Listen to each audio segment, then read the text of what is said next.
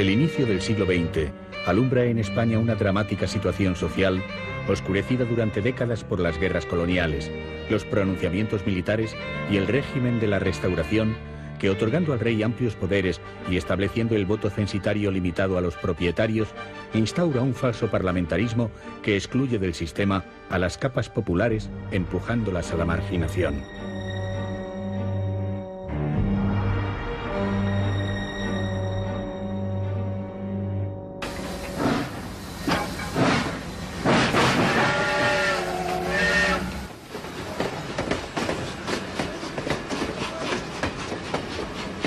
A lo largo del siglo anterior, se había producido un desarrollo científico y tecnológico sin precedentes en la historia de la humanidad. Es la época del hierro, del gas, de la electricidad, de las fábricas.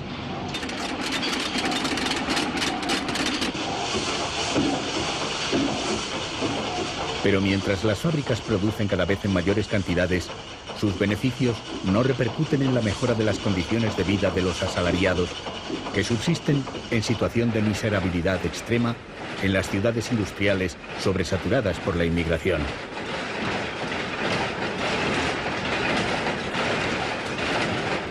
El índice de mortalidad infantil es altísimo. La vida media de un obrero, la mitad que la de un ciudadano de clase pudiente. La vivienda era antihigiénica y carísima, y el analfabetismo superaba el 50%, alcanzando aún cotas muy superiores en los sectores humildes de la población. La temprana edad en la que entran a trabajar los niños en las fábricas agudiza la situación.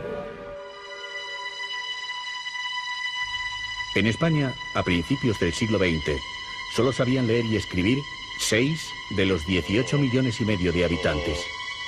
La necesidad de regular las condiciones de trabajo, de exigir salarios más justos y la aspiración de crear una sociedad donde se reparta de forma más equitativa la gran riqueza creada por la industrialización, lleva a los obreros de las fábricas a crear sus propias organizaciones.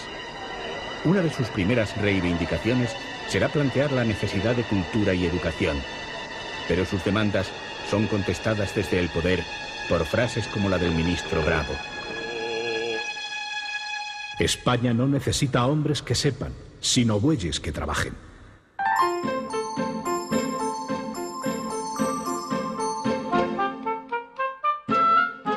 A pesar de que los ciudadanos reclaman la existencia de una instrucción pública, el Estado, empobrecido por las continuas guerras, la corrupción, la burocracia y el atraso de la administración, apenas dedica parte de su presupuesto para la educación. Los maestros tienen que desempeñar su labor en lugares oscuros e insalubres, a veces en los mismos establos o graneros. El sueldo era ínfimo, por lo que deben completarlo con otras labores, algunas denigrantes, que nada tenían que ver con su función profesional.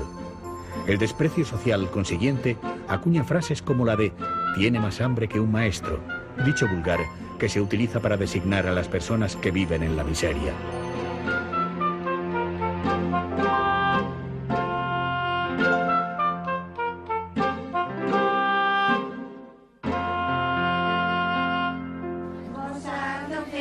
Ante la ausencia de locales y escuelas públicas, de material escolar y libros, gran parte de la responsabilidad de la educación en España recae en la institución eclesiástica.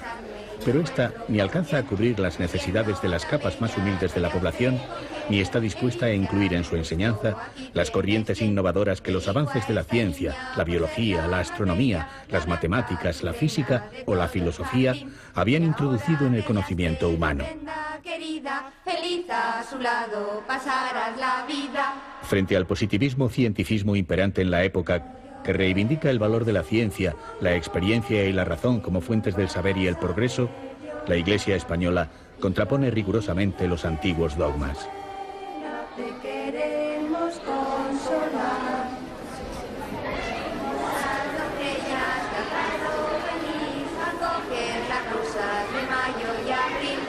Soy la viudita de Conde Laurel, que quiero casarme y no encuentro con quién. Siendo tan bella, hallaste con quién. Eligias justo, aquí tienes 100. Y elijo a esta niña por ser la más bella, la blanca reina de todo el jardín. Ante la situación de la instrucción pública y de la enseñanza confesional, Surgen aisladas escuelas privadas de carácter laico y las propias organizaciones obreras crean sus ateneos en los que se imparten clases nocturnas de lectura y escritura. En 1876, un grupo de profesores universitarios funda por iniciativa de Francisco Giner de los Ríos la Institución Libre de Enseñanza, que introduce en España nuevos conceptos educativos como la coeducación de sexos, práctica del deporte y contacto con la naturaleza, y aplica métodos intuitivos y racionales en el ámbito pedagógico.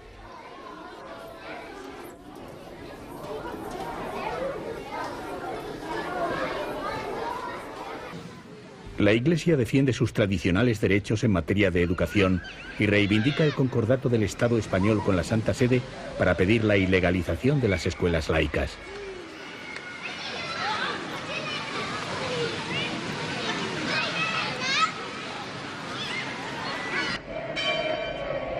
El obispo de Barcelona, Urquinaona, exige que desaparezcan de su diócesis, a pesar de reconocer que dichas escuelas forman discípulos en todas las ramas de la educación primaria y que abren sus puertas a los pobres para que no carezcan de los beneficios de la enseñanza. Por mucho conocimiento que en las escuelas laicas pudiesen adquirir los niños, saldrían de ellas en la condición de monstruos, porque monstruo, en verdad, es un hombre desprendido de Dios, que ni le conoce, ni le ama, ni le obedece ni le sirve. De ese hombre hay que temerlo todo, aun las acciones más abominables y los más horrendos crímenes. Defienden las escuelas laicas todos aquellos que quieren sacudir el yugo del decálogo para entregarse sin freno a los arrebatos de sus pasiones.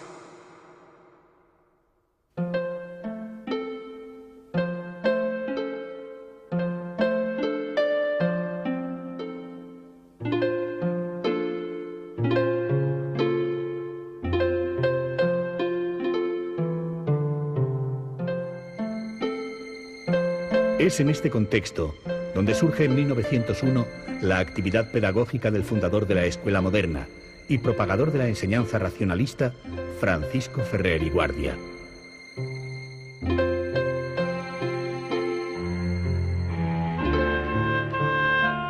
La enseñanza racionalista de la Escuela Moderna ha de abarcar el estudio de cuanto sea favorable a la libertad del individuo y a la armonía de la colectividad mediante un régimen de paz, amor y bienestar para todos, sin distinción de clases ni de sexo.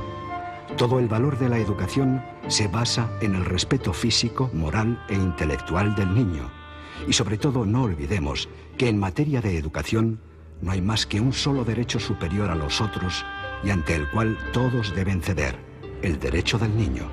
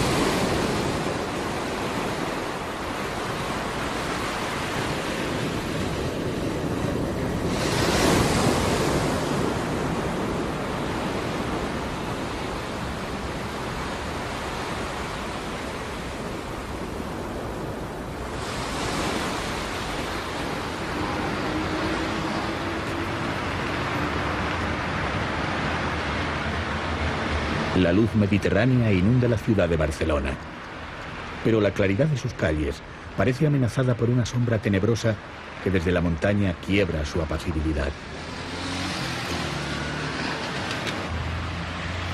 Hubo un tiempo en que la amenaza se hizo realidad y la oscuridad del castillo de Montjuïc proyectó su penumbra sobre el devenir de la sociedad.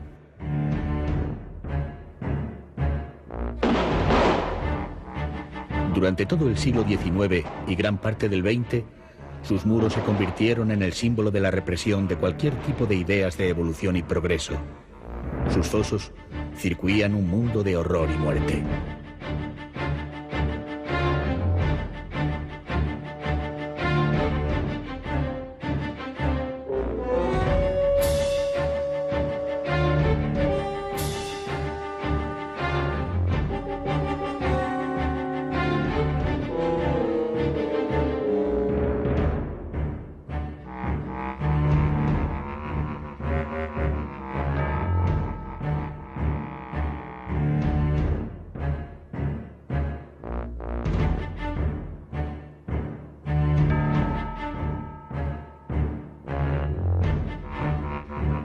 Allí, el 13 de octubre del año 1909, 8 años después de iniciada su actividad altruista en favor de la enseñanza, es fusilado el pedagogo Francisco Ferrer y Guardia.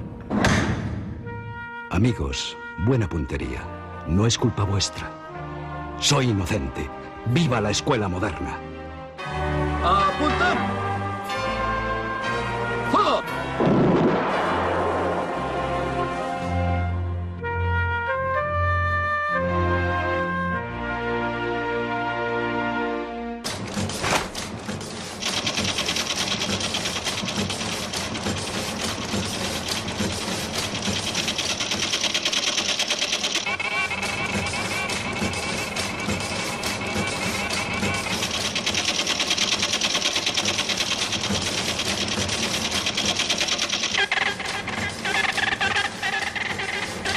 El fusilamiento de Ferrer adquiere pronto gran resonancia.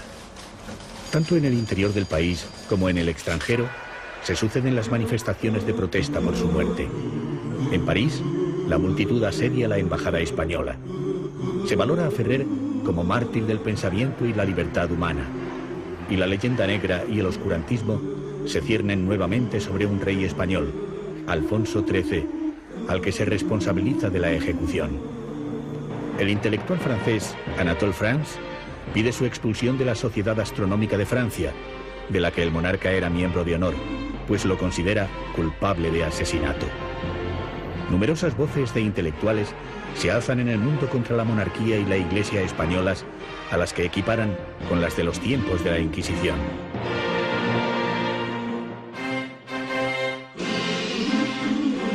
Al mismo tiempo, reivindican la vida y la obra de Ferrer. Maurice Maeterlinck une su voz a la protesta de France, y Máximo Gorky dice que Ferrer había sido asesinado porque había sincera y generosamente trabajado en pro de la humanidad.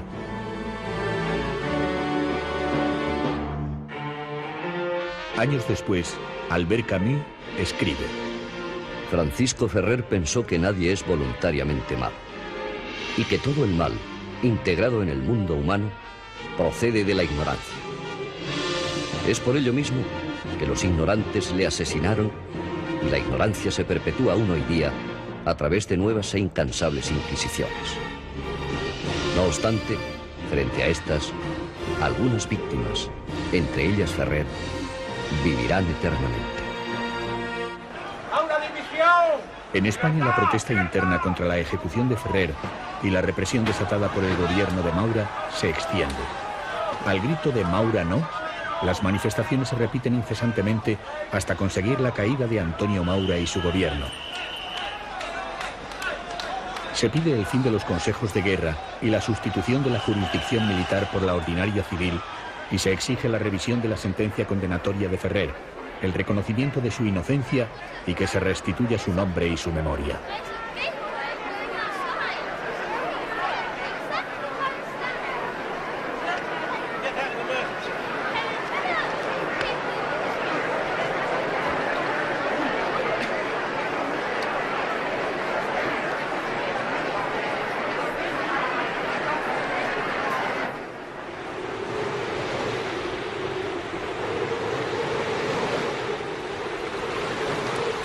Pero no todas las reacciones ante su muerte fueron tan favorables a la memoria de Ferrer.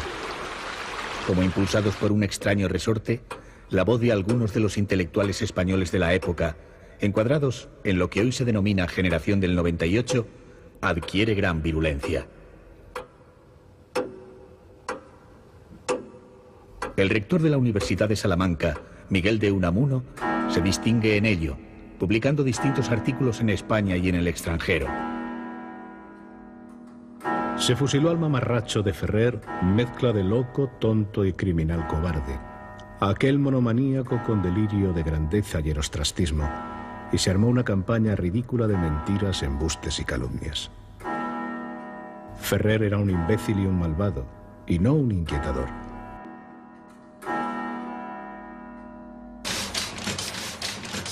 Periódicos de tendencia clerical inician una campaña de desprestigio que es secundada desde sectores influyentes de la sociedad española.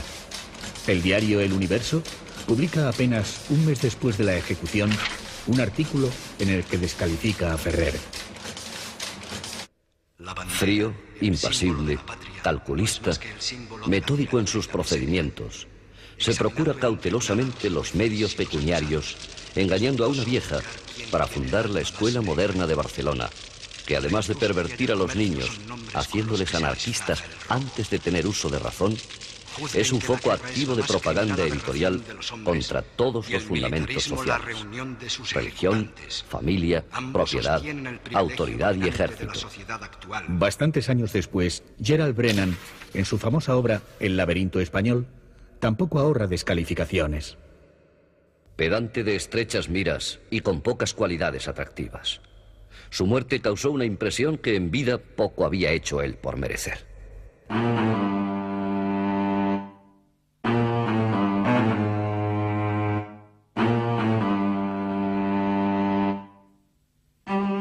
Pero ¿por qué esa desmesura en los ataques? ¿Cuál era la razón por la que Ferrer provocaba tal animadversión en determinados sectores y tanta admiración en otros? ¿Quién era Ferrer? ¿Cuáles eran las razones por las que tras su muerte, durante tantos años, intentaron sepultar su memoria y enterrar su obra en el olvido? 2 años después de su muerte, se publica el libro póstumo de Ferrer, La Escuela Moderna. Fue escrita por Francisco Ferrer en el balneario de Amélie-les-Bains, en el Pirineo francés. En ella repasaba los ideales de su obra y las convicciones que habían encaminado su vida.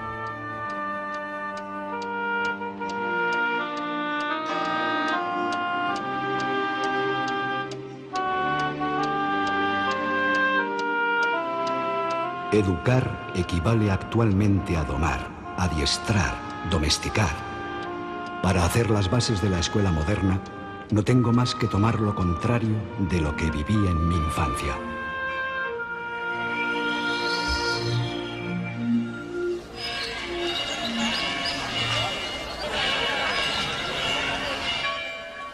Francisco Ferrer y Guardia nace en Alella, provincia de Barcelona, el 10 de enero de 1859, siendo bautizado en su parroquia pocos días después.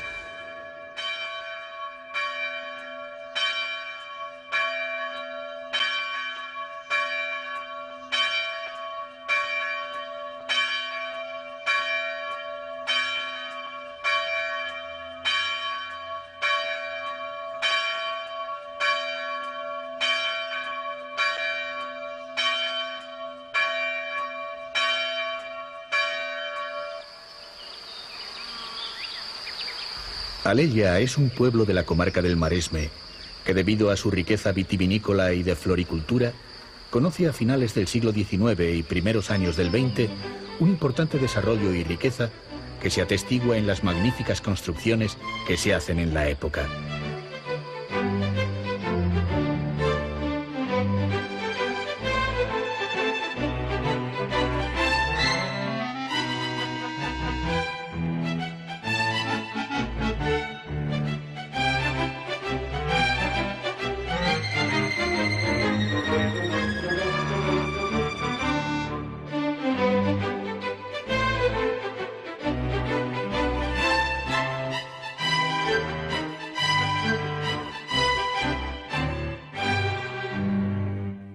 En los alrededores del núcleo urbano se sitúan casas rurales rodeadas de terrenos de cultivo. En una de ellas, Mas Boter, transcurre la infancia de Ferrer. Sus padres son campesinos acomodados, aunque su abundante descendencia, Francisco era el 13º de 14 hermanos, tampoco les permite excesivos dispendios.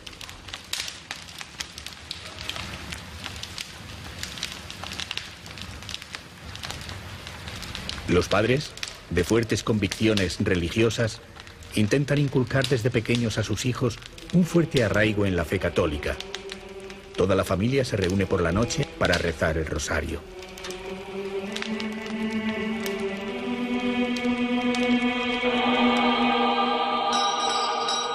Por las mañanas, la madre se dirige a oír misa a la iglesia.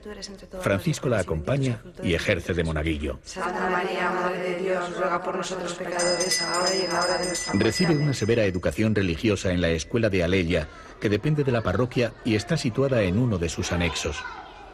Casi todo el tiempo se dedica a la enseñanza del catecismo y la historia sagrada. El rigor, los golpes y los severos castigos no son extraños al sistema pedagógico imperante, donde se aplica sin excesivos miramientos el dicho de que la letra con sangre entra. Ferrer se enfrenta al maestro llamándole bruto y es castigado. Cambia de escuela y estudia en la vecina localidad de Teia, donde se encuentra con un profesor algo más liberal que le impulsa a seguir estudiando. El párroco de la localidad le presta libros y le enseña francés e intenta convencerle para que desarrolle una vocación religiosa, consiguiéndole una beca para que estudie en un colegio jesuita. Pero al mismo tiempo que un Ferrer, en el umbral de la adolescencia, comienza a cuestionarse diversos aspectos de la educación religiosa, recibe otro tipo de influencias. Su tío, de ideología progresista, y su hermano mayor, José, frustran los intentos vocacionales y las aspiraciones del párroco de convertir a Francisco en un futuro seminarista. Francisco comparte los trabajos del campo con los estudios y la lectura, pero un nuevo personaje se introduce a través de las convicciones religiosas de los padres en la familia Ferrer. Es el nuevo vicario de Alella. Su influencia va en aumento hasta que consigue tener un estricto control de todas las actividades económicas y sociales que se producen en Camboter.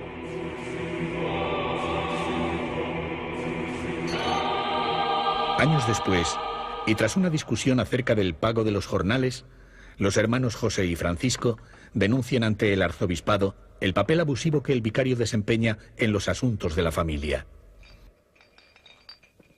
El párroco de Alella es trasladado.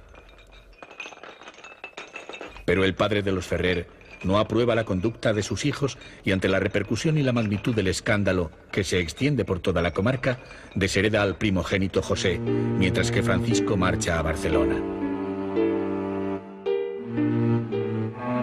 Ferrer tiene que abandonar con 14 años en plena adolescencia el domicilio paterno.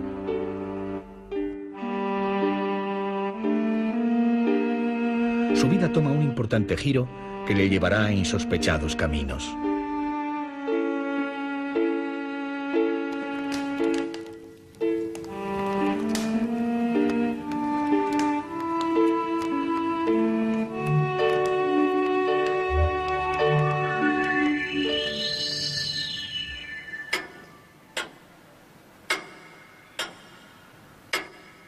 Mi participación en las luchas políticas de fines del siglo pasado sometieron a prueba mis convicciones. Revolucionario inspirado en el ideal de justicia, pensando que la libertad, la igualdad y la fraternidad eran el corolario lógico y positivo de la República, y dominado por el prejuicio generalmente admitido, no viendo otro camino para la consecución de aquel ideal que la acción política, precursora de la transformación del régimen gubernamental, a la política republicana dediqué mis afanes.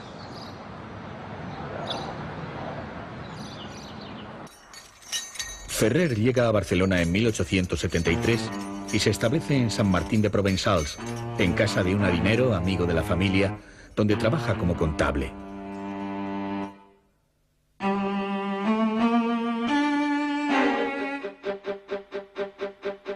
El patrono, de ideales progresistas y republicanos, le inscribe en las clases nocturnas que se imparten en los ateneos obreros. Con toda la fuerza y la ilusión de la adolescencia, con un pensamiento que se va forjando en la admiración al líder republicano Pi Margall, a través de la información de El Diario, periódico que había comenzado a leer en su Alella natal, Ferrer se enfrenta solo a una gran ciudad en plena ebullición y siente gran entusiasmo ante la proclamación de la República que se había realizado el 11 de febrero, pocas fechas antes de su llegada.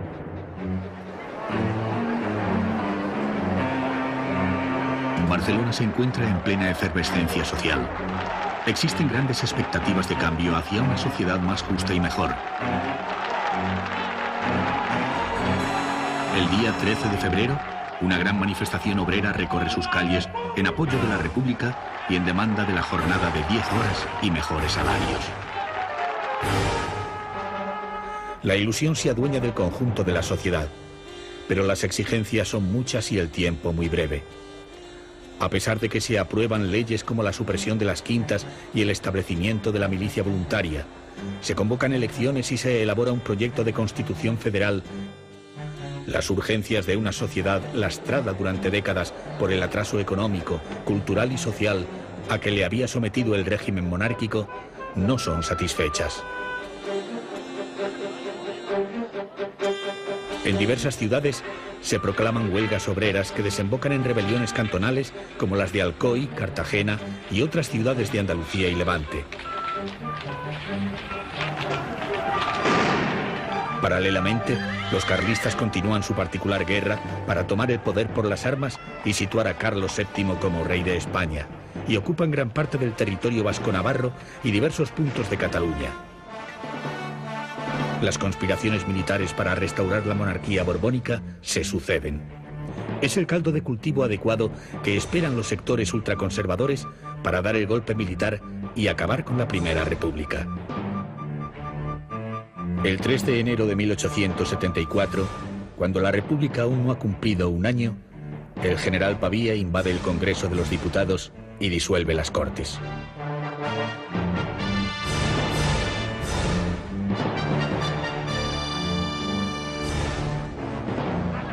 El general Serrano asume el poder. En diciembre, por medio del golpe militar de Martínez Campos, se restaura la monarquía borbónica. Los ideales progresistas y republicanos han de volver a los oscuros pasillos de la clandestinidad.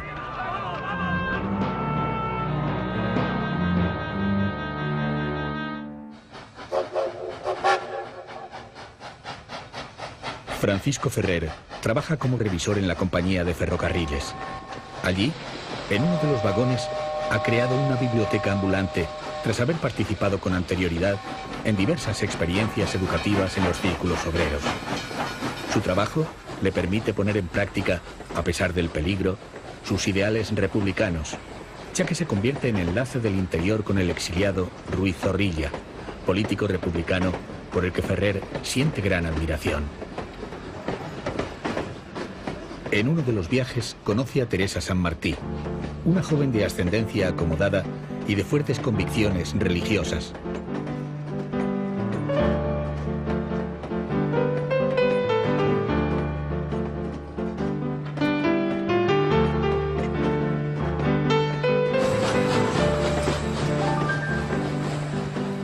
La atracción pronto da paso al enamoramiento y la boda al inicio de una relación tumultuosa que se agudizará años después en el exilio de París, cuando tras el fallecimiento por enfermedad de los dos hijos mayores, Carlos y Luz, con su relación ya muy deteriorada, choquen los principios religiosos y las aspiraciones de una vida más asentada de Teresa con los ideales de un Ferrer que había apartado a las otras dos hijas de la tutela de la madre para que recibiesen una educación al margen de atisbos religiosos.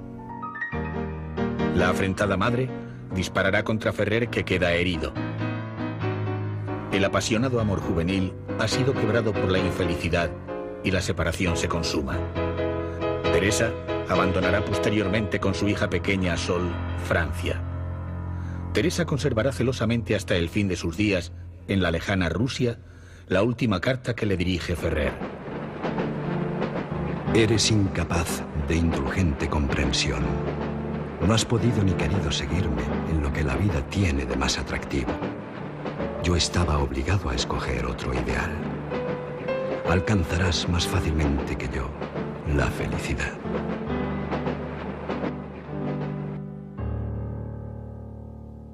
Cuando el matrimonio convive todavía unido en Barcelona, Ferrer entra en contacto con diversos círculos masónicos. La masonería, muy extendida en la sociedad europea de finales del siglo XIX, era una sociedad secreta que se había desarrollado extraordinariamente al amparo de la Ilustración. Adopta los ideales del siglo de las luces y asume los criterios de libertad, igualdad, fraternidad, característicos de la Revolución Francesa. Sus miembros se agrupan en la logia, donde se lleva a cabo el intercambio de ideas y se busca el perfeccionamiento moral de sus miembros. Su objetivo, la lucha contra el fanatismo y la ignorancia. Los orígenes de la masonería se sitúan en los gremios de constructores de catedrales de la Edad Media, y su simbología adopta los elementos materiales que utilizaban estos. Así, la piedra bruta representa al hombre ignorante, sin pulir, que por medio de la instrucción y el conocimiento se transformará en hombre perfeccionado, la piedra tallada. El compás y la escuadra simbolizan el elemento espiritual y material del hombre, y la escuadra exenta la rectitud y la solidaridad que debe haber entre semejantes. Luz, hermano orador, vos como representante de la ley, ¿qué solicitáis para el profano? Luz. Profano, ¿qué solicitáis de nosotros? La masonería cree en un principio creador simbolizado por el delta del universo, el gran arquitecto del mundo. ¿Qué pedís para el profano? Luz. La luz le será dada al tercer golpe de mallete que parta del oriente.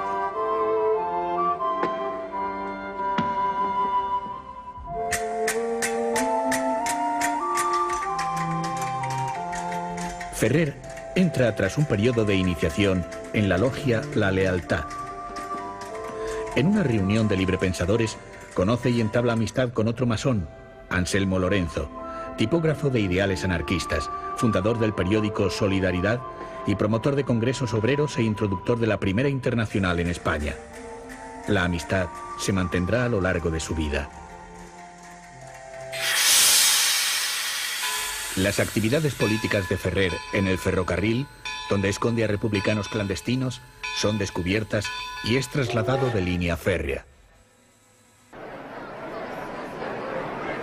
Después, participa en el pronunciamiento republicano de Santa Coloma de Farnés, alentado por Ruiz Zorrilla y conectado con el del general Villacampa en Madrid.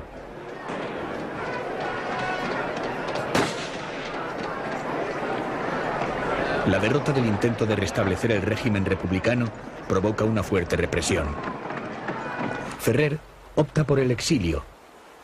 Por haberme comprometido en el levantamiento de Santa Coloma de Farnés y aún más por discordias conyugales, emigré voluntariamente a París, en cuya ciudad, gracias a recomendaciones de don Manuel Ruiz Zorrilla, viví del comercio de vinos hasta 1889.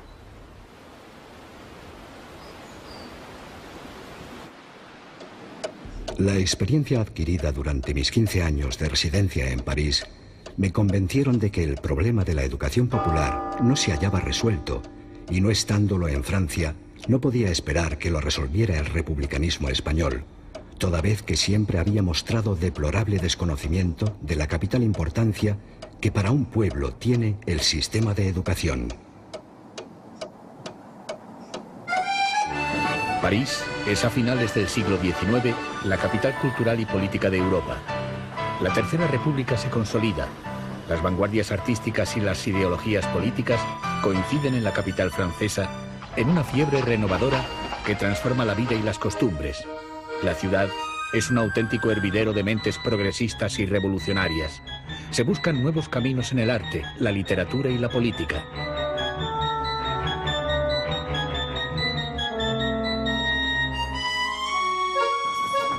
Ferrer, después de trabajar como comerciante de vinos, se emplea como gerente en un restaurante del barrio latino. Se instala en una casa de la calle Richer. Su familia se une a él con las conocidas dramáticas consecuencias posteriores.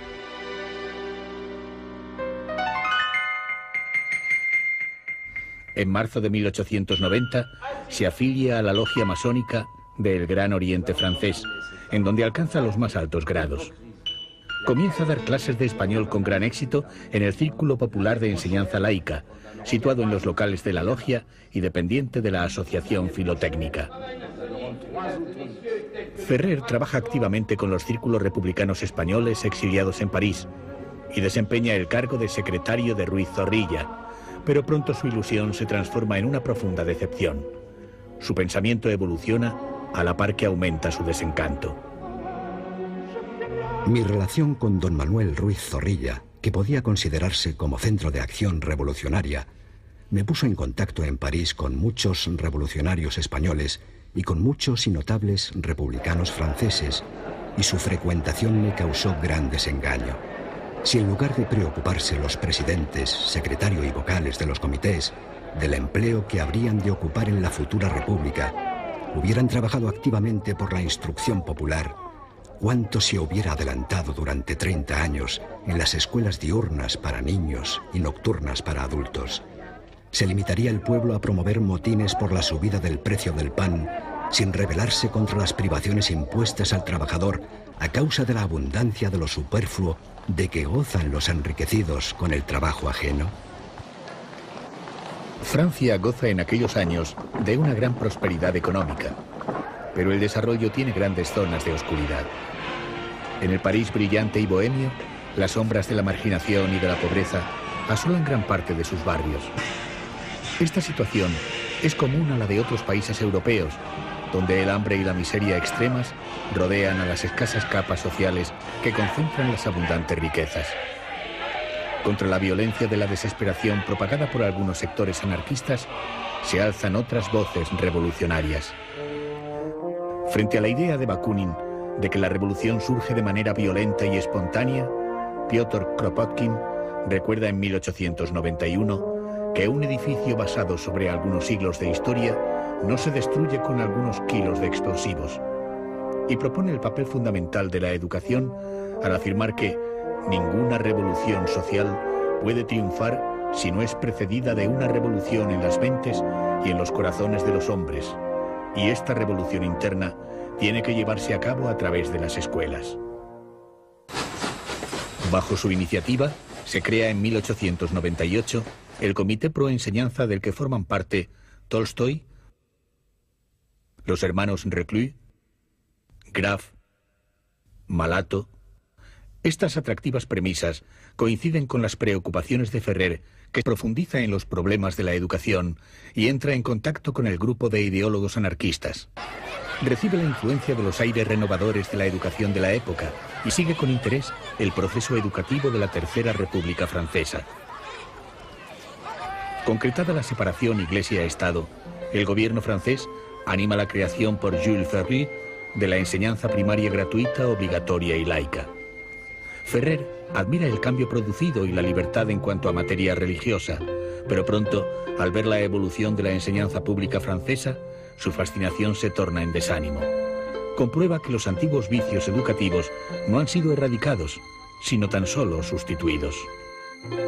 Dios es reemplazado por el Estado, la virtud cristiana por el deber cívico, la religión por el patriotismo, la sumisión y la obediencia al rey, al aristócrata y al clero, por el acatamiento al funcionario, al propietario y al patrón. Pero hay una institución no estatal que deja profunda huella en el pensamiento de Ferrer: el orfanato de Saint-Bui, cerca de París, dirigido por el educador anarquista Paul Robin. Este pedagogo se propone probar que un niño no debe estar predestinado a llevar una vida ignorante y desgraciada por causa de la miseria de sus padres. A los negativos efectos de una vida familiar difícil y complicada, opone una educación cariñosa y una vida en contacto con la naturaleza. La anarquista norteamericana Emma Goldman relata así la experiencia. Tomó su material de donde pudo. De la calle, las barracas, los orfanatos, las inclusas, los reformatorios, de todos los lugares oscuros y horribles en que la sociedad benevolente esconde sus víctimas para apaciguar su mala conciencia. Reunió a todos los granujas sucios, mugrientos y muertos de frío que podía alojar y se los llevó a Saint-Bui. Los efectos tan positivos que sobre los desarraigados niños tiene la experiencia educativa de Robin influyen de manera decisiva en un Ferrer que va conformando de manera definitiva su teoría pedagógica. Elabora la idea de una escuela moderna en la que los alumnos reciban una educación racional basada en el positivismo, que considera a la ciencia y a la experimentación como el único medio de conocimiento auténticamente válido. Los niños no deben estar sometidos a ninguna autoridad política, religiosa o moral. Ferrer amplía sus cursos de español y comienza a dar clases en diversos centros y en el Liceo Condorcet. Sus métodos son celebrados con gran éxito y publica su obra Tratado de Español Práctico, un compendio de su sistema de enseñanza en el que por primera vez en el aprendizaje de idiomas se sustituyen los textos clásicos por frases de uso ordinario que se utilizan en la vida cotidiana.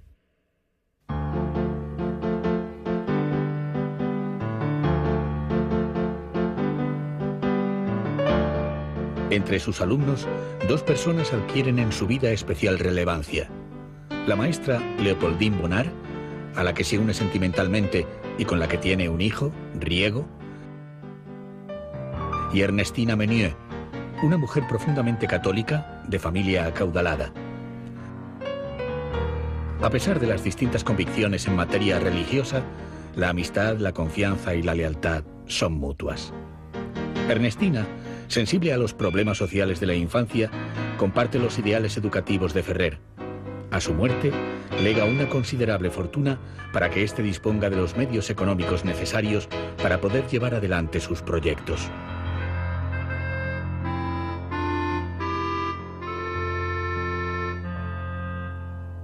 Durante su estancia en París, Ferrer ha ido transformando su pensamiento político y social al mismo tiempo que ha ido madurando sus ideas pedagógicas. Desencantado de las intrigas políticas, no cree ya en los pronunciamientos ni en los políticos.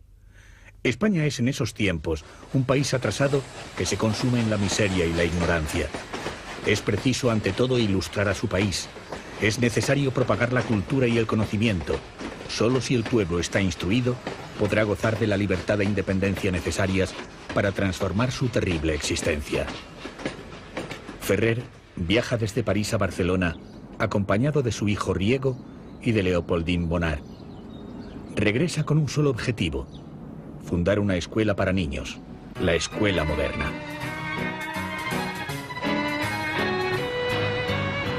La Barcelona que se encuentra Ferrer a su regreso poco tiene que ver con la que años antes abandonó. La ciudad ha acometido un gran desarrollo urbanístico y se ha extendido considerablemente. Bellos y lujosos edificios se construyen en las nuevas calles con las técnicas más avanzadas y los estilos más vanguardistas. Pero la transformación es más aparente que real. Mientras las formas avanzan, la sociedad languidece. Un dato lo avala. En una Barcelona en plena fiebre arquitectónica, no se construye un solo edificio destinado a ser escuela pública. La situación de la enseñanza sigue siendo calamitosa.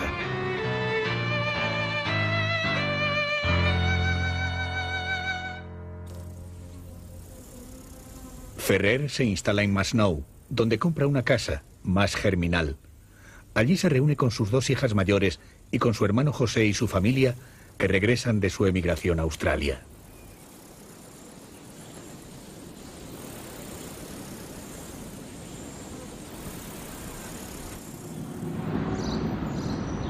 Nada más llegar a Barcelona, desempeña una frenética actividad de cara a fundar la Escuela Moderna en el más breve tiempo posible.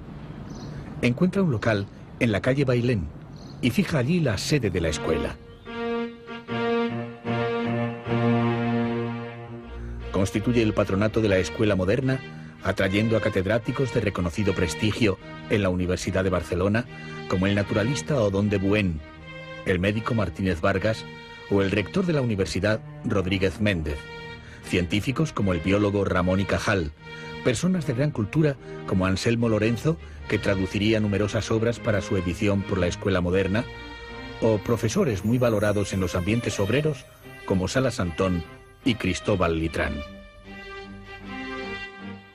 Nombra directora del centro a Clémence Jacquinet, pedagoga francesa con experiencia en el campo educativo en diversos países, que había sido alumna de Ferrer en los cursos de idiomas. Al fin, el 8 de septiembre de 1901, dotadas las aulas de los medios más modernos, las clases comienzan con 30 alumnos, 18 niños y 12 niñas. Durante los años siguientes, el número de cursos, alumnos y profesores se irá ampliando. Ferrer ha conseguido al fin llevar a la práctica su sueño.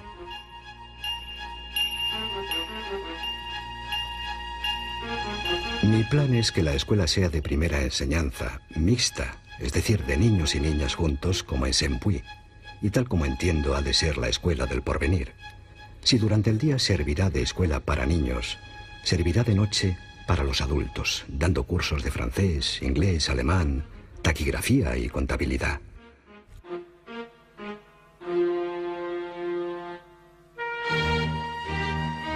La misión de la escuela moderna consiste en hacer que los niños y niñas que se le confíen lleguen a ser personas instruidas, verídicas, justas y libres de todo prejuicio. Para ello, sustituirá el estudio dogmático por el razonado de las ciencias naturales. Excitará, desarrollará y dirigirá las aptitudes propias de cada alumno a fin de que con la totalidad del propio valor individual no solo sea un miembro útil a la sociedad, sino que, como consecuencia, eleve proporcionalmente el valor de la colectividad. En vista del buen éxito que la enseñanza mixta obtiene en el extranjero, y principalmente para realizar el propósito de la escuela moderna, encaminado a preparar una humanidad verdaderamente fraternal, sin categoría de sexos ni clases, se aceptarán niños de ambos sexos desde la edad de 5 años.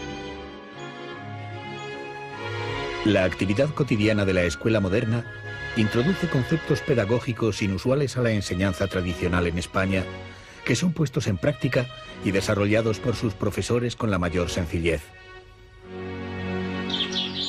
En la actualidad, aún conservan su vigencia y se aplican evolucionados en lugares como la Escuela Paideia, un centro de enseñanza no autoritaria que, además de dotar a los alumnos de una instrucción racional y científica, estimula una convivencia basada en la tolerancia, la comprensión y el impulso continuado hacia la libertad responsable.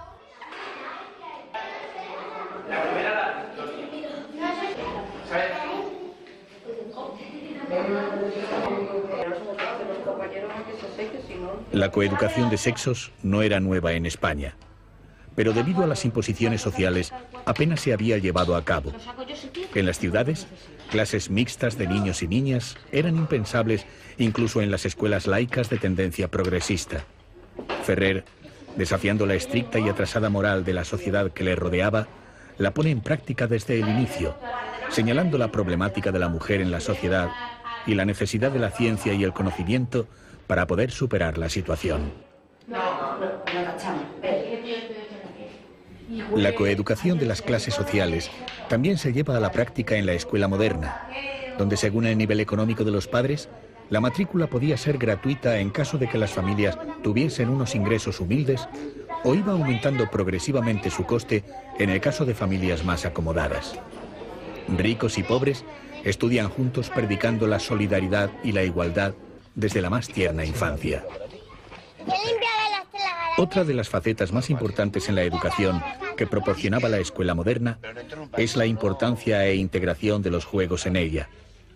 Pero quizás lo más atractivo y vanguardista de su sistema educativo sea la ausencia de premios y castigos y de exámenes. Los exámenes clásicos no dan resultado alguno, y si lo producen, es en el orden del mal. Estos actos, que se visten de solemnidades ridículas, parecen ser instituidos solamente para satisfacer el amor propio enfermizo de los padres, la supina vanidad y el interés egoísta de muchos maestros y para causar sendas torturas a los niños antes del examen y después las consiguientes enfermedades más o menos prematuras. En crudo, somos adversarios impenitentes de los indicados exámenes. En el colegio todo tiene que ser efectuado en beneficio del estudiante. Otros aspectos importantes de la escuela moderna se concretan en hechos como que permaneciese abierta antes y después de los horarios de las clases, funcionando como guardería para los alumnos de familias en las que los cónyuges trabajasen, o el estricto cuidado que se tenía en proteger la salud y promover la higiene de los alumnos. Para la enseñanza de las asignaturas se emplea la experimentación y la observación. Para ello no se duda en dar clases fuera de los locales de la escuela, organizándose excursiones o meriendas instructivas donde se visitan industrias, se va al campo o se utilizan los parques públicos para observar distintos aspectos de la naturaleza.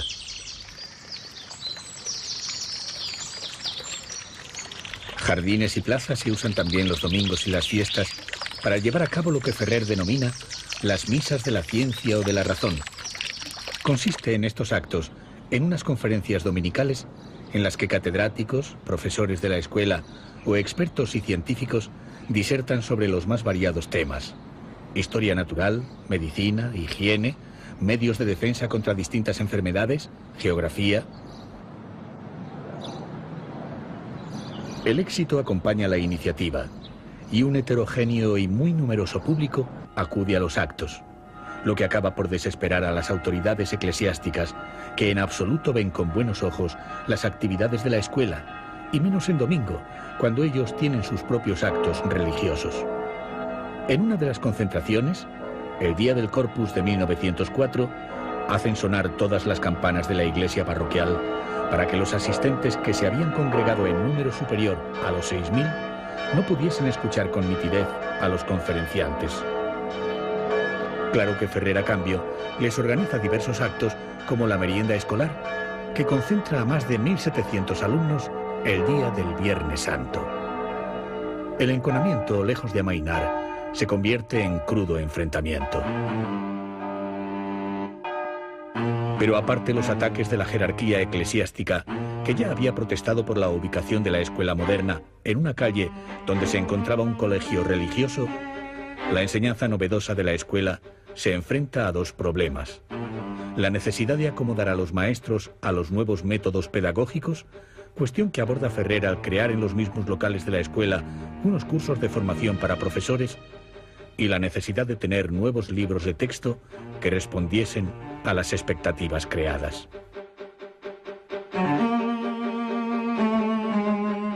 Para ello, Ferrer funda una editorial y hace un llamamiento que publica en los periódicos.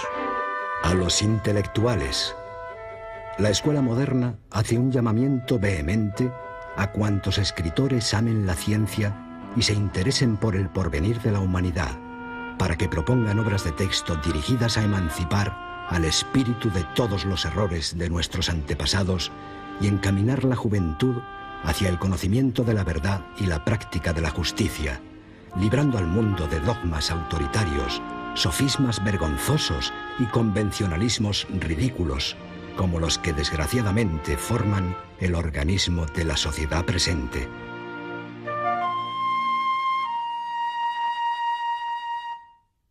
La editorial de la Escuela Moderna publica libros de autores españoles o traduce, gracias a la ingente labor de Anselmo Lorenzo, obras de autores extranjeros, en todas las ramas de la educación y la ciencia. Uno de los libros que más aprecian los alumnos es Las aventuras de Nono, que cuenta los avatares de un niño de 9 años que vive en autonomía, un país en el que conviven pacíficamente niños de todas las razas y donde el dinero no tiene ningún valor. La paz y la felicidad caracterizan esta sociedad, en contraposición con la que se da en Argirocracia, otro país representante de la sociedad real, donde se pelea por el dinero y existen amos y criados, guardianes y ladrones, desgracias, lamentos, infelicidad y cárceles.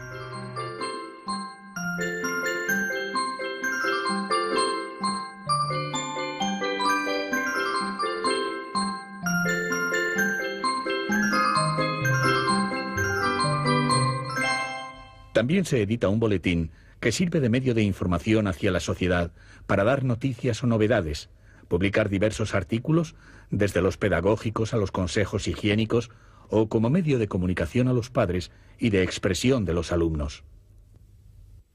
Según pasa el tiempo, la labor de la escuela moderna se va extendiendo. El número de alumnos aumenta cada año. Se abren escuelas modernas en Barcelona y pueblos periféricos, extendiéndose después a toda Cataluña. También se crean establecimientos en Madrid, Valencia, Palma, Sevilla, Málaga, Granada, Cádiz, Córdoba, e incluso la influencia llega al extranjero, a países como Portugal o ciudades como Ámsterdam, Lausana o Sao Paulo.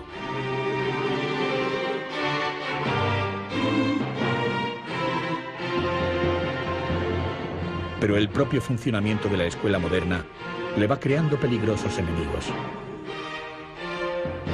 La enseñanza que propaga no es una enseñanza aséptica. Su objetivo es dotar a los alumnos de todos los conocimientos científicos, sociológicos y culturales para que puedan ser personas libres que desde su independencia ética y moral transformen la sociedad a lo largo del tiempo y construyan una nueva basada en la solidaridad y la fraternidad sin distinción de clases ni gobiernos. Los hombres deben unirse y amarse para vivir fraternalmente. Ferrer tiene que mantener un difícil equilibrio, compatibilizar la libertad del alumno con la visión ideológica que él tiene del mundo. Cuando en los boletines aparecen algunas redacciones de alumnos, sus detractores le acusan de dogmatismo. Y abusar de la libertad y del bienestar, sino que disfrutando todos de un alto grado de civilización, reinaría la cordialidad. Todos serían amigos, y seguramente la ciencia adelantaría muchísimo más, por no haber guerras ni entorpecimientos políticos. A pesar de que Ferrer cuenta con poderosos enemigos, la escuela moderna continúa su marcha y sigue extendiéndose. Pero en pleno apogeo, un inesperado hecho cambiará su suerte. El 31 de mayo de 1906, en la iglesia de los Jerónimos de Madrid, se celebra la boda del rey Alfonso XIII y Victoria Eugenia de Battenberg. Introducido entre los periodistas que cubren la información en la iglesia, Mateo Morral observa expectante. Días antes ha grabado en un árbol del vecino Parque del Retiro una amenazante inscripción.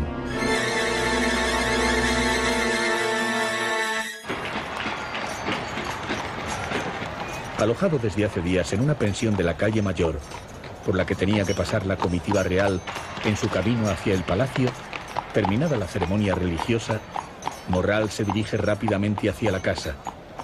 Al pasar la carroza real, un ramo de flores cae. El atentado contra la persona del rey, que ya había sido objeto de otro intento de regicidio por parte de exiliados españoles meses antes en su visita a París, falla, pero causa un gran número de víctimas.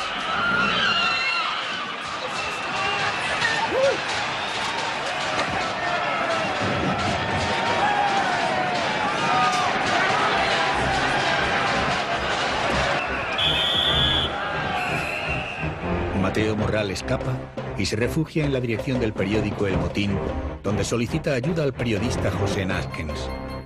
Tras una frenética huida, es descubierto por la policía y Morral se suicida.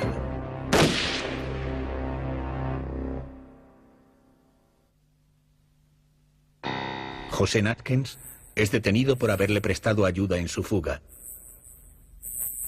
Pero esta detención no es la única. Morral es el bibliotecario de la escuela moderna.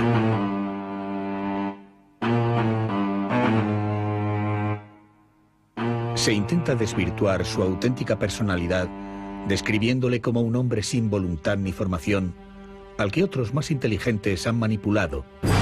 Se acuña la frase de «el pobre Morral», como si éste hubiera sido utilizado. Tal consideración parece enfrentarse con la realidad, si se tiene en cuenta su biografía. Mateo Morral, hijo de una acaudalada familia de Sabadell, había recibido una esmerada educación que completó en diversos países europeos. No parece ser la manipulación lo que mueve la acción de Morral, sino la consideración propia de las ramas violentas del movimiento anarquista de que solo la eliminación física del monarca como representante máximo del Estado podría cambiar la situación política y social en España.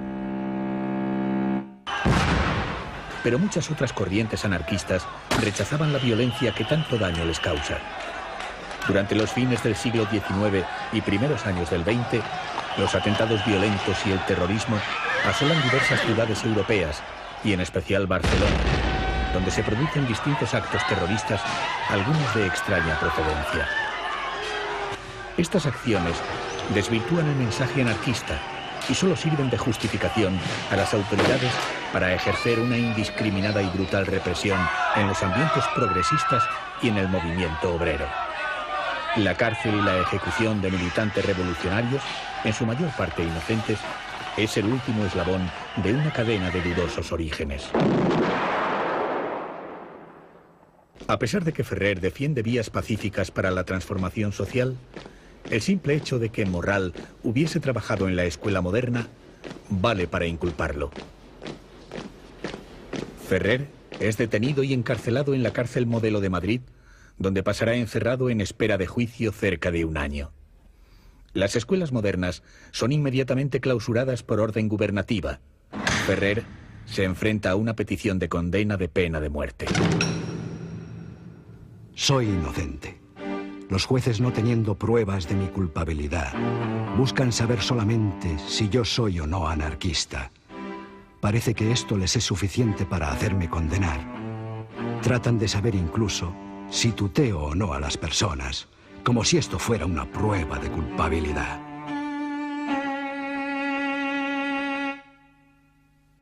Desde el interior del país, algunos círculos obreros y progresistas se movilizan en su defensa. El maestro y periodista anarquista Federico Urales se encarga de hacer las gestiones en medios jurídicos para intentar conseguir su libertad. También lo hace Alejandro Lerroux, líder del partido Unión Republicana, a quien Ferrer había conocido bastante tiempo atrás en una reunión de librepensadores y de quien rechazó el ofrecimiento de entrar en política que le proporciona abogados para su asistencia, al mismo tiempo que inicia una campaña de artículos en los diarios El Progreso y La España Nueva. En el exterior, rápidamente se organiza la solidaridad. El 2 de diciembre de 1906, en el aula magna del Ateneo Romano, el prestigiado profesor universitario y criminalista César Lombroso califica a Ferrer de el nuevo mártir del libre pensamiento y de la libertad humana. Por fin, el 10 de junio de 1907, se celebra el juicio. Francisco Ferrer es declarado inocente. Es liberado tras pasar 13 meses en prisión. Sus bienes le son restituidos, pero las escuelas modernas permanecen clausuradas por las autoridades. Ferrer solo puede recuperar la editorial. Vuelve a publicarse el boletín. Decíamos ayer, nunca con mayor oportunidad que en la ocasión presente, al dar a luz el primer número de la segunda época de nuestro boletín, podríamos emplear esta histórica frase. La escuela moderna continúa su marcha sin rectificar procedimientos, métodos, orientaciones ni propósitos. Continúa su marcha ascendente hacia el ideal, porque tiene la evidencia de que su misión es redentora y contribuye a preparar, por medio de la educación racional y científica, una humanidad más buena, más perfecta, más justa que la humanidad presente. Esta se debate entre odios y miserias. Aquella será el resultado de la labor realizada durante siglos para la conquista de la paz universal.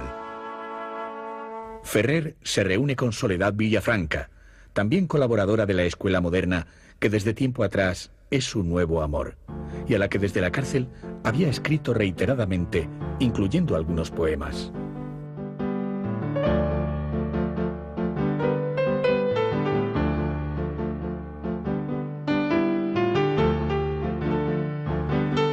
La pareja viaja al balneario de Amélie-les-Bains, en el Pirineo francés. Allí Ferrer encuentra la tranquilidad que durante tantos años le ha sido vedada.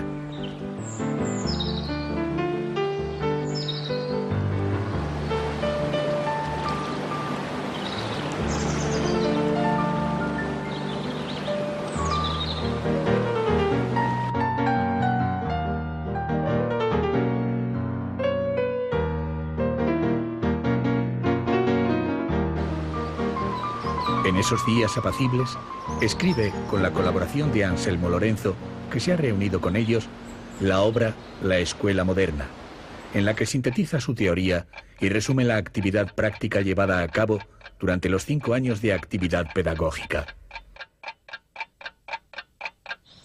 Viaja después por Europa, desarrollando una intensa actividad e intensificando los contactos necesarios para poder crear la Liga Internacional para la Educación Racional de la Infancia, que con sede en París crea en 1908 para intentar introducir en la enseñanza de todos los países las ideas de ciencia, de libertad y de solidaridad.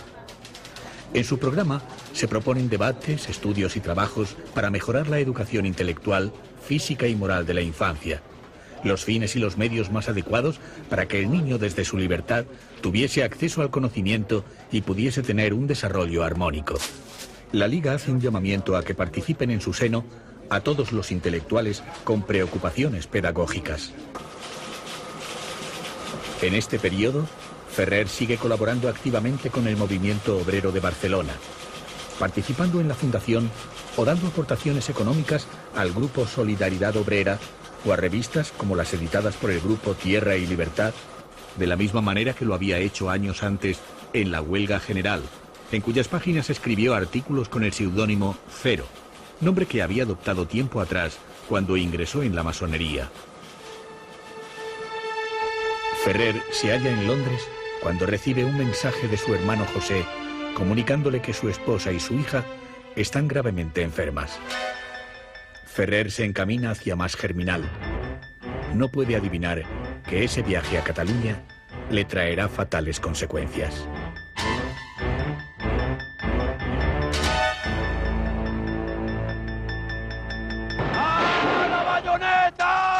Tras las terribles guerras coloniales que España había abordado a finales de siglo y que finalizaron con el denominado desastre del 98, el gobierno español aún mantenía una cruenta guerra en una franja del territorio de Marruecos por defender los oscuros intereses de unas compañías privadas mineras. A la de Marruecos se la denomina la Guerra de los Banqueros.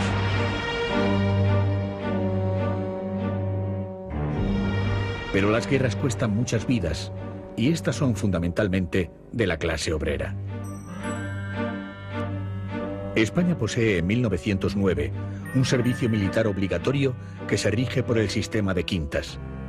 Cuando te llaman a filas, quedas exhibido si pagas una cantidad al Estado. La medida solo favorece a los más ricos, pues las clases populares no cuentan con las 1.500 pesetas necesarias para librar a sus hijos del servicio militar.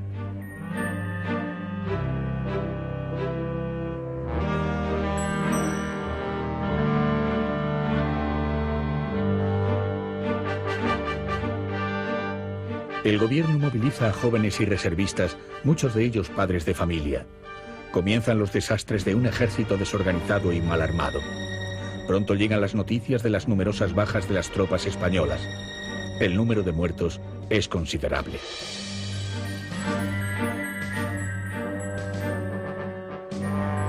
Las protestas populares contra la guerra arrecian. El día 26 de julio de 1909, ante otro embarque más de tropas, las mujeres concentradas para despedir a sus hijos o familiares inician una revuelta para impedirlo. La rebelión se extiende por Cataluña y se convierte en insurrección. Se convoca una huelga general y el gobierno declara el estado de guerra y manda tropas para acabar con los sublevados.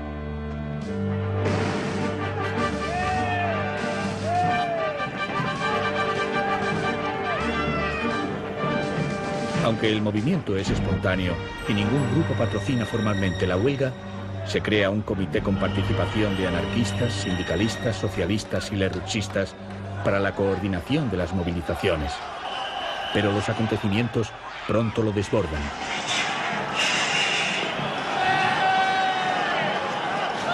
En plena lucha, la protesta también deja paso a terribles excesos. 112 edificios son incendiados. De ellos, 80 religiosos. El descontrol se ceba en una iglesia católica demasiado identificada con un poder político que oprime y masacra a las clases populares. Las autoridades acaban con la revuelta que pasará a la historia con el nombre de la Semana Trágica. Hubo 3 muertos entre la tropa y 3 sacerdotes asesinados. Las víctimas populares fueron de 75. Hay más de medio millar de heridos. Terminada la revuelta comienza la represión. Varios miles de personas son encarceladas. 2000 de ellas serán procesadas. Mientras los sectores más conservadores exigen las más duras condenas, la Lliga Regionalista Catalana pide una represión dura e implacable e invita a la delación. La jerarquía eclesiástica clama desde los púlpitos. Todos quieren una cabeza de turco. Buscan un culpable. En la catedral, el obispo Casañas lo señala. La palabra de Dios, a través de mi boca, sin tener que pronunciar su nombre en este lugar sagrado, señalará pues al culpable de la acrecida fuerza del poder laico y racionalista que ha cebado el flagelo, que viola nuestra santa iglesia y mete a cuchillo y a fuego España entera. El diario ABC dice: Es natural. Llevamos años y años dejando que la escuela moderna de Ferrer y otras análogas conviertan a sus hombres en fieras. Que las escuelas laicas den no una enseñanza sin Dios, sino contra Dios. Y que se hable un día y otro día de las saludables matanzas de frailes. Se empieza a propagar por parte de medios gubernamentales que encuentran eco en la prensa afín que en la Revolución ha tenido parte no escasa el célebre profesor laico Ferrer y Guardia, con dinero que trajo de Francia.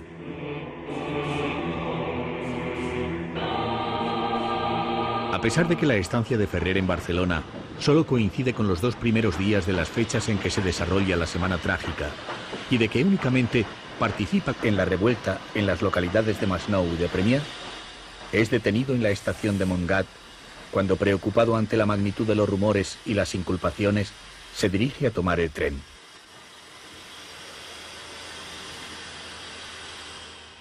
Se le acusa de jefe de la rebelión y se pide para él la pena de muerte. Se requisan todos los bienes de su casa, más Germinal, y se detiene a su familia, desterrándola por orden gubernativa a no menos de 245 kilómetros de Barcelona.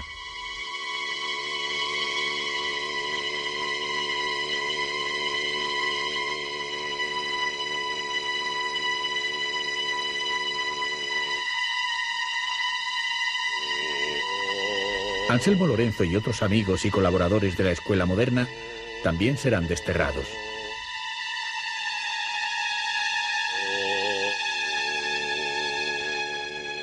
Ferrer se enfrenta nuevamente a un proceso fomentado desde el poder. Pero hay una diferencia cualitativa. La jurisdicción en este caso no es civil, sino que ha de enfrentarse a un consejo de guerra de jurisdicción militar.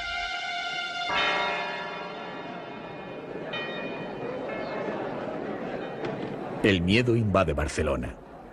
Las autoridades piden testimonios de testigos contra Ferrer y surgen de las filas lerrouxistas.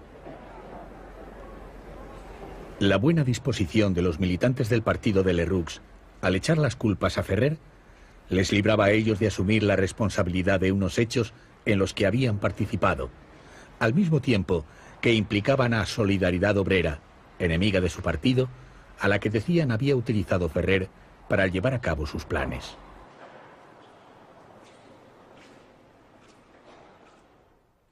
Lerroux, mientras tanto en Sudamérica, no se compromete en defensa de Ferrer, haciendo gala del oportunismo político y la falta de escrúpulos que caracterizaría su paso a la historia.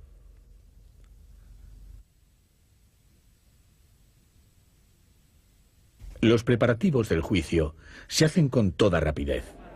A Ferrer le nombran un abogado defensor de oficio, el capitán Galcerán, que apenas tiene tiempo de preparar su defensa. Galcerán, estudiados todos los testimonios, cree firmemente en su inocencia y, pese al riesgo que contrae por su condición militar, escribe: Esta campaña es dirigida principalmente contra la persona de Ferrer por odio y por temor a la educación dada a la clase obrera, sea en su escuela moderna, que lograron tiempo atrás cerrar, sea en la serie de libros publicados por la casa editorial por él fundada, por temor, repito, de que con la Ilustración los desesperados se ennoblezcan y sacudan yugos indignos de la raza humana.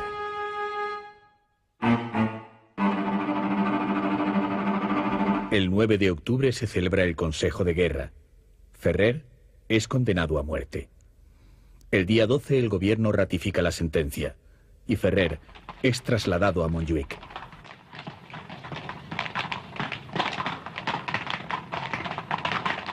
Es recluido en la capilla donde se le ofrece asistencia religiosa que él rechaza. Redacta su testamento.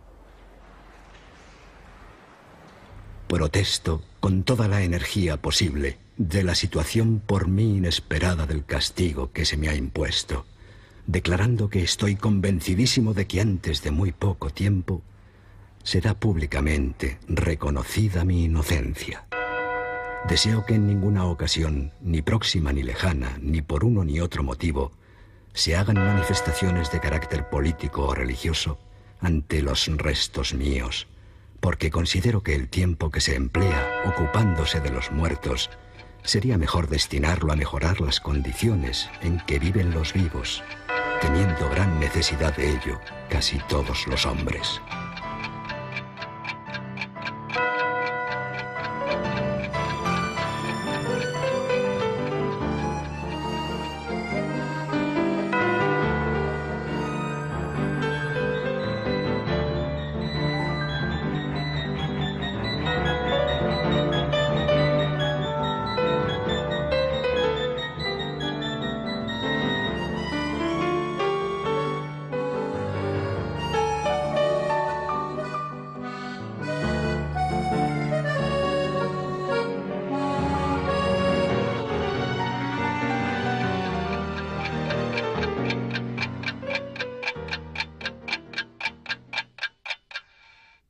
El día 13, Ferrer es fusilado.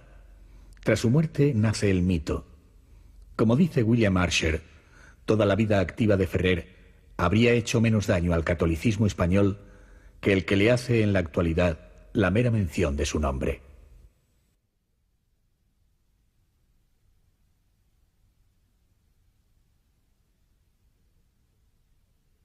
Pero los mitos forman parte de la religión y la magia y se diluyen con el tiempo. A las fuerzas convergentes del poder político y religioso que propiciaron la muerte de Ferrer, les preocupaba más su práctica, su obra, que la posible veneración que pudiese generar su holocausto. Se tenía miedo al mito, pero terror al hombre. Ferrer, premonitoriamente, pareció advertirlo. La autoridad de una obra se mide por su valor como experiencia moral, por consiguiente por su duración, de la que depende su resultado. Si mi escuela permanece definitivamente cerrada, no habrá sido sino un esbozo, una interrogación sin respuesta.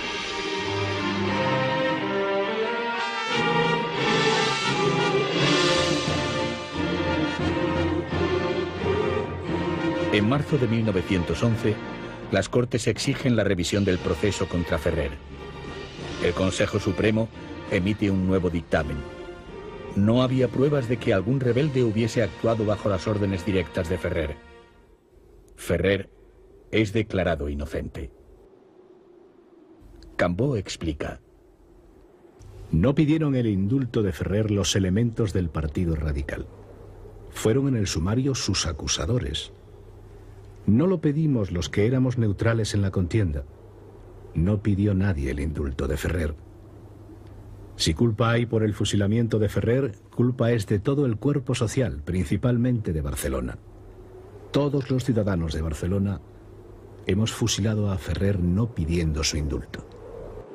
Años más tarde, algunos de los intelectuales que tanto encono expresaron tras el proceso rectifican su posición. Unamuno reflexiona mucho después. Sí, hace años pequé gravemente contra la santidad de la justicia. El inquisidor que llevamos los españoles dentro me hizo ponerme al lado de un tribunal inquisitorial que juzgó por motivos secretos y siempre injustos y buscó luego sofismas con que cohonestarlo. Las experiencias educativas de Ferrer fueron aplicadas tras su muerte. En diversos países de Europa y América se fundaron distintas escuelas modernas.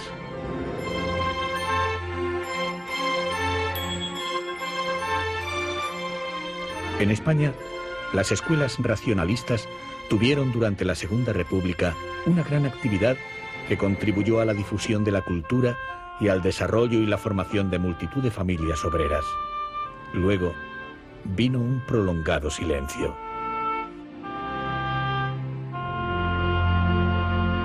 Han pasado largos años. Hoy, un monumento a Ferrer, réplica del erigido a su muerte en Bruselas, se alza en las laderas de Montjuic. Afortunadamente, la enseñanza ha avanzado de manera considerable, aunque aún presenta toda una índole de problemas por resolver. Quizás aún hoy, casi un siglo después, tengan vigencia algunas de las ideas que Francisco Ferrer supo llevar a la práctica. Diversos problemas que él abordó, como la competitividad desde la más tierna infancia o el sometimiento de los alumnos a temibles exámenes que decidirán apenas superada la adolescencia el futuro de sus vidas, o la imposición de programas por medio de una rígida disciplina, o la consideración del dinero como bien supremo, o la mejora permanente de la calidad de la enseñanza.